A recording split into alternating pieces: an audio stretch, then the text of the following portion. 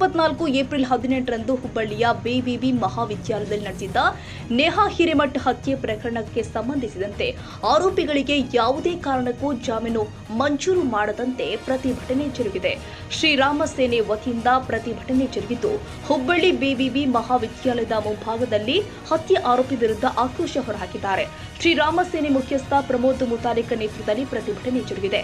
ನೇಹಾ ಹಿರೇಮಠ್ ಹತ್ಯೆ ಆರೋಪಿ ಫಯಾಜ್ ಜಾಮೀನು ತೀರ್ಪು ಇದೆ. ಲವ್ ಜಿಹಾದ್ ಮಾನಸಿಕತೆ ಹೊಂದಿರುವ ಹತ್ಯೆ ಆರೋಪಿಗೆ ಕೋರ್ಟ್ ಜಾಮೀನು ಕೊಡಬಾರದು. ಬಿವಿಬಿ ಕಾಲೇಜು ಆವರಣದಲ್ಲಿ ಲವ್ ಜಿಹಾದ್ ಮಾನಸಿಕತೆಯ ಫಯಾಜ್ ಅಮಾನುಷವಾಗಿ ಚಾಕು ಇರಿದ. ಇದರಿಂದ ಹೆಣ್ಣುಮಕ್ಕಳು ನರಳಿ ಜೀವ ಬಿಟ್ಟಿದೆ. ಇಂತಹ ವಿಕೃತಿ ಮನಸ್ಸಿನ ಆರೋಪಿಗೆ ಪೊಲೀಸ್ ಹಾಗೂ ಕೋರ್ಟ್ ಜಾಮೀನು ನೀಡಬಾರದು ಅಂತ ಮುತಾಲಿಕ್ ಆಗ್ರಹ ಮಾಡಿದ್ದಾರೆ. ಇನ್ನು ಪ್ರತಿಭಟನೆ ವೇಳೆ ಕೊಲೆ ಆರೋಪಿ ಫಯಾಜ್ ಪರ ವಕೀಲರ ವಿರುದ್ಧ ಮುತಾಲಿಕ್ ಕಿಡಿಕಾರಿದರು.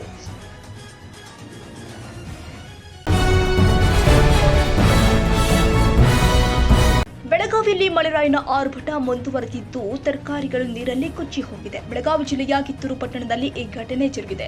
2 ಗಂಟೆಗಳ ಕಾಲ ಸುರಿದ ಧಾರಾಕಾರ ಮಳೆ ಹಿನ್ನೆಲೆ ಕಿತ್ತೂರು ಪಟ್ಟಣದಲ್ಲಿ ವಾರದ ಸಂತೆ ಏರ್ಪಡಿಸಲಾಗಿತ್ತು.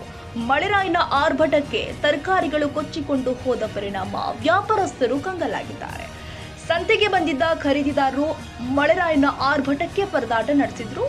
ಮಳೆರಾಯನ ಆರ್ಭಟಕ್ಕೆ ರಸ್ತೆ ಮೇಲೆ ತುಂಬೆಲ್ಲ ನೀರು ತುಂಬಿತ್ತು. ತರಕಾರಿ ಕೊಚ್ಚಿಕೊಂಡು ಹೋದ ಹಿನ್ನೆಲೆ ವ್ಯಾಪಾರಸ್ಥರು ಕಂಗಾಲಾಗಿದ್ದಾರೆ.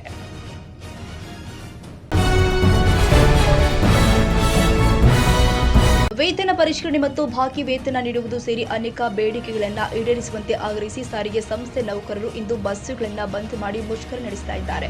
ಈ ಬಂದ್ ಬಿಸಿ ಧಾರವಾಡದ ಪ್ರಯಾಣಿಕರಿಗೆ ಅಕ್ಷರಶಃ ತಟ್ಟಿದೆ. ಧಾರವಾಡದ ಹೊಸ ಬಸ್ ನಿಲ್ದಾಣ, ಬಿಆರ್ಟಿಎಸ್ ನಿಲ್ದಾಣ, ಹಳೆ ಬಸ್ ನಿಲ್ದಾಣದಿಂದ ಬಸ್ಗಳು ಹೊರಗೆ ಬಿದ್ದಿಲ್ಲ. ಇದರಿಂದಾಗಿ ಪ್ರಯಾಣಿಕರು ಹಾಗೂ ವಿದ್ಯಾರ್ಥಿಗಳು ಅನಿವಾರ್ಯವಾಗಿ ಖಾಸಗಿ ವಾಹನಗಳು ಮೊರೆ ಹೋಗಿದ್ದಾರೆ.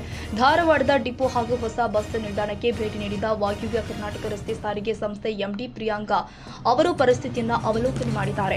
ನಂತರ ಮಾಧ್ಯಮಗಳಿಗೆ ಪ್ರತಿಕ್ರಿಯೆ ನೀಡಿದ ಅವರು, ನಮ್ಮಲ್ಲಿ 9 ವಿಭಾಗಗಳು ಇದೆ. 6 ಜಿಲ್ಲೆಗಳಲ್ಲಿ ಬಸ್ ಸಂಚಾರ ಮಾಡುತ್ತೆ. ಬೆಳಗ್ಗೆಯಿಂದಲೇ ಬಸ್ ಸಂಚಾರಕ್ಕೆ ಒತ್ತು ನೀಡಲಾಗಿತ್ತು. ನೌಕರಿಗೂ ಕೆಲಸಕ್ಕೆ ಹಾಜರಾಗುವಂತೆ ಮನವಿ ಮಾಡಲಾಗಿತ್ತು. ಬಿಆರ್ಟಿಎಸ್ ಸಿಬ್ಬಂದಿ ಕೂಡ ಕೆಲಸಕ್ಕೆ ಬಂದಿಲ್ಲ. ಕರ್ತವ್ಯಕ್ಕೆ ಹಾಜರಾಗಲೇಬೇಕು ಅಂತ ನಾವು ಸೂಚನೆ ಕೊಟ್ಟಿದ್ವಿ. ಇವತ್ತು ಹೈಕೋರ್ಟ್ನಲ್ಲಿ ನೌಕರ ಬೇಡಿಕೆ ಸಂಬಂಧ ವಿಚಾರಣೆ ಇದೆ. ಈ ರೀತಿ ಪ್ರತಿಭಟನೆ ಮಾಡೋದು ಸರಿಯಲ್ಲ. ನೌಕರರು ಇನ್ನು ಮೇಲಾದರೂ ಕರ್ತವ್ಯಕ್ಕೆ ಬರ್ತಾರೆ ಎಂಬ ವಿಶ್ವಾಸವಿದೆ ಎಂದಿದ್ದಾರೆ.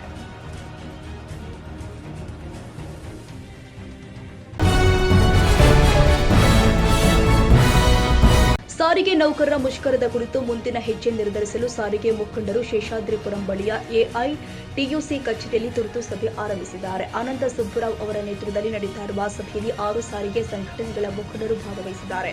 ಸಭೆಯ ಪ್ರಮುಖ ವಿಷಯಗಳು ಹೀಗಿದೆ: ಕೋರ್ಟ್ ನೋಟಿಸ್ ಚರ್ಚೆ, ಮುಷ್ಕರಕ್ಕೆ ಸಂಬಂಧಪಟ್ಟಂತೆ ಹೈಕೋರ್ಟ್ ಕೊಟ್ಟಿರುವ ನೋಟಿಸ್ ಮತ್ತು ಅದರ ಕಾನೂನು ಪರಿಣಾಮಗಳ ಕುರಿತು ಚರ್ಚೆ ನಡೆಯುವ ಸಾಧ್ಯತೆ ಇದೆ.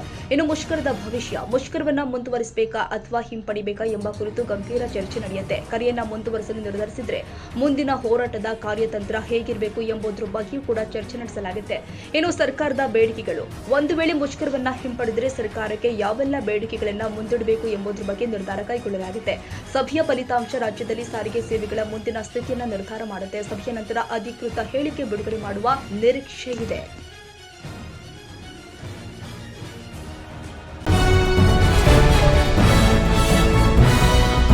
ಸಾರಿಗೆ ಬಸ್ ನೌಕರರು ಹಮ್ಮಿಕೊಂಡಿರುವ ಮುಷ್ಕರ ಹಿನ್ನೆಲೆ ಜಿಲ್ಲೆಯ ಲಕ್ಷ್ಮೇಶ್ವರ ಪಟ್ಟಣದಲ್ಲಿ ಬಸ್ ಇಲ್ಲದೆ ವಿದ್ಯಾರ್ಥಿಗಳು ಮಳೆಯಲ್ಲಿಯೇ ಮನೆಗೆ ಸೇರುವ ಪರಿಸ್ಥಿತಿ ನಿರ್ಮಾಣವಾಗಿದೆ.